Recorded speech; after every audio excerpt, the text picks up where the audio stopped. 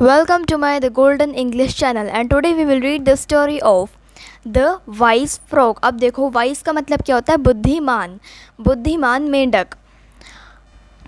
A frog once lived in a pond with his wife।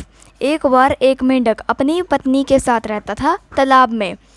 There were many fish in the pond। वो जो तालाब था ना, वहाँ पर बहुत सारी मछलियाँ थी। पॉन्ड का मतलब क्या होता है? तालाब। The frogs and the fish were good friend। अब जो कि वो मछलियाँ थी और वो जो मेंढक थे वो एक अच्छे दोस्त थे। One evening, two fishermen returning home with the days catching from the river passed by the pond। एक बार दो मछुआरे दिन भर मछलियाँ पकड़कर मतलब तालाब से गुजर रहे थे। They were surprised। अब देखो surprised का मतलब क्या होता है? मतलब आश्चर्यचकित हो जाना। To see the pond full of fishes।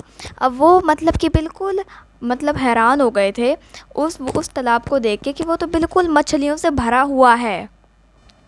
अब देखो, अब ये मछुआरे हैं और ये तालाब की ओर से जा रहे हैं और ये सारे तालाब में मछलियाँ भरी हैं। अब देखो मछुआरे क्या कह रहे हैं?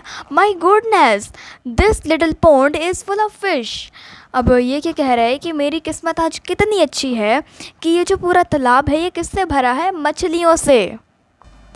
They decided to come the next day to cast their nest in the pond। अब उन्होंने अगले दिन वहाँ पे आने की योजना बनाई, उस तालाब पे आने की योजना बनाई कि वो वहाँ पे अपना जाला डाल सकें।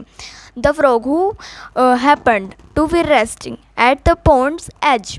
अब जो कि मेंढक था, जो कि मतलब कि तालाब के किनारे पे आराम कर रहा था, heard their conversation। उसने क्या किया? उनकी बातचीत सुनी। अब देखो, अब ये मछुआरे हैं और ये क्या प्लानिंग कर रहे हैं कि हम अगले दिन इस जो ये तालाब है ना, यहाँ पे हम जाला डालने आएंगे। और ये जो मेंढक है ना, ये क्या कह रहा है? I must warn my friends, they are in danger. अब ये डेंजर का मतलब क्या होता है? खतरा। अब ये कह रहा है कि मुझे अपने दोस्तों को ज़रूर सतर्क करना चाहिए। वार्न का मतलब क्या होता है? सतर्क करना, कि वो खतरे में है। He went to the fish and warned them of the danger they were all in। अब वो मतलब कि मछलियों के पास गया और फिर उसने मतलब कि उस खतरे के बारे में बताया जिसमें कि वो थे। We must escape before the fishermen come। उसने बोला कि हमें मतलब कि यहाँ से भाग जाना चाहिए जिससे पहले कि मछुआरे यहाँ पर आए। मेंढक ने बोला, said the frog। अब ये देखो, ये क्या है? मछलियाँ, और ये क्या है? मेंढक, जो कि इन्हें सतर्क कर रहे हैं कि यहाँ पे तो मतलब कि मछुआरे आने वाले हैं। We must escape before the fisherman come.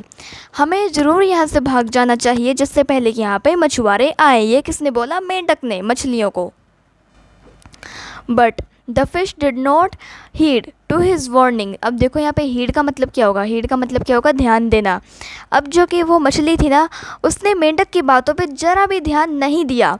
They laughed at his concern. Concern का मतलब क्या होता है? चिंता। वो उसकी चिंता पे हंसे। And try to assure him that all would be fine. और उन्होंने उससे ये संतुष्टि कराई कि मतलब कि सब कुछ ठीक ही होगा। Don't worry Ekka Buddhi, we fish knew 1000 way to escape. तुम चिंता मत करो इक्का बुद्धि, हम जो मछलियाँ हैं वो काफ़ी रास्ते जानती हैं बचने के। अब ये क्या कह रही है? मछली कह रही है और ये मेंढक इनकी बात सुन रहे हैं। But the frog was a wise creature. Wise का मतलब क्या होता है? मैंने आपको पहले भी बताया था, बुद्धिमान। अब जो कि मेंढक था वो एक बुद्धिमान प्राणी था। He and his wife decided to leave the pond before the fisherman cast near the nest। अब जो कि वो और उसकी जो पत्नी थी ना, उन्होंने मतलब कि ये डिसाइड किया कि वो मतलब कि क्या करेंगे, उस तालाब को वो छोड़ के चले जाएंगे जिससे पहले कि मछुआरे आए और वहाँ पे वो जाला डालना शुरू करें। The only way to escape danger is to flee, he said. Flee का मतलब क्या होता है? भागना। अब उसने क्या बोला कि सिर्फ़ और सिर्फ एक ही रास्ता है यहाँ से बचने का। एस्केप का मतलब क्या होता है? बचना, कि यहाँ से भाग जाओ, उसने बोला। अब ये देखो, ये जो मेंढक है ना, ये तालाब को छोड़ के जा रहे हैं और ये मेंढक क्या कह रहा है कि the only way to escape danger is to flee from here. उसने बोला कि यहाँ से एक ही रास्ता बच के जाने का और वह यहाँ से भागना। Soon afterwards, the fishermen came and cast their net several times into the pond. अब क्या हुआ, कुछ देर के बाद जल्द ही जो मछुआरे थे वो आ गए और फिर उन्होंने काफ़ी बार अपना जो जाला था ना वो डाला तालाब में. As much as the fish tried, मतलब कि जितना वो कोशिश कर रही थी वो बच नहीं पाई. दे कुड नॉट एस्केप, मतलब कि वो बच नहीं पाई. And were soon caught in the nest, और वो मतलब कि जल्द ही उस जाल में फंस गई.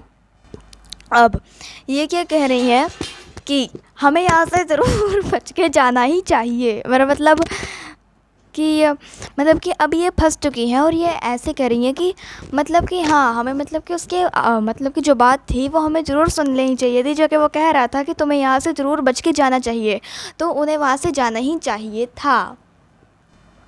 The frog and his wife watched in horror from a safe place as their friends were caught and taken away by fishermen. अब वो जो मेंढक था और उसकी पत्नी वो दोनों ही डरे हुए थे और वो एक सेफ जगह से देख रहे थे उस मछुआरे को, जो कि मतलब कि वो उनके दोस्तों को लेके जा रहा है. फिर the dying fish realised too late that they should have listened to the frog. अब वो जो मछलियाँ जो मर रही थी उन्हें एहसास हुआ कि उन्हें ज़रूर एक बार उस मेंढक की बात सुन लेनी चाहिए थी. Moral, prepare for trouble and you will escape it.